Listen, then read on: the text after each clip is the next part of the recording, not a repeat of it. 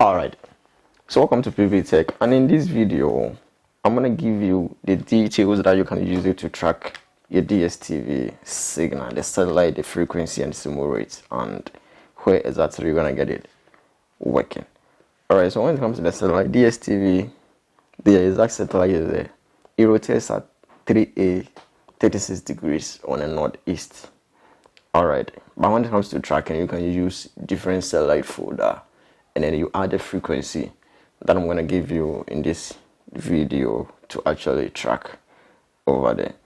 So there are TP, we have different TPs that you can use it to track. The TPs will be on your screen, but the unique one that will actually allow you to get the signal easier is the 12245 horizontal 27500 on the east.